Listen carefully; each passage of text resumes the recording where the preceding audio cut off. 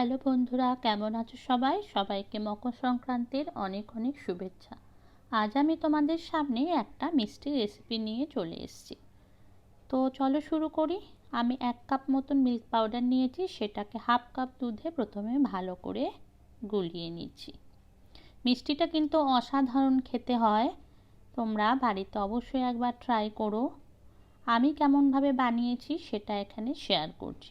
তো গোলানো হয়ে যাওয়ার পর আমি ফ্রেশ পনিরকে ভালো করে এটাকে গুঁড়ো করে নিয়েছি, দিয়ে এবার ওই দুধটার সাথে মিশিয়ে দিচ্ছি।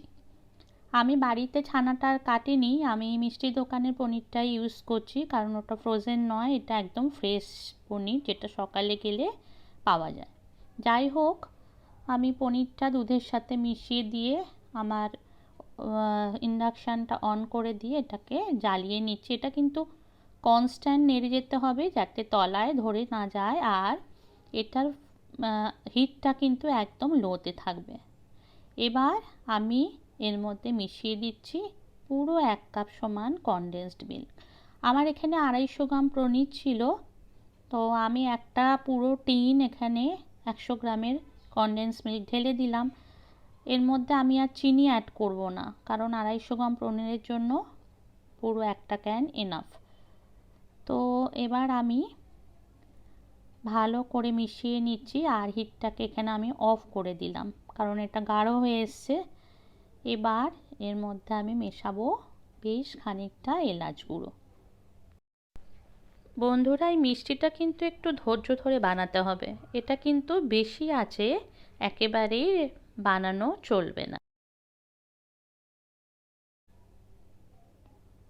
খুব ভালো করে মিশিয়ে নিচ্ছি এলাচটাকে। বেশি গরমে দিলে এলাচের গন্ধটা আবার উবে যায়, তাই একটু যেই ঠান্ডা হয়েছে আমি এলাচটা দিয়ে মিশিয়ে নিচ্ছি ভালো করে।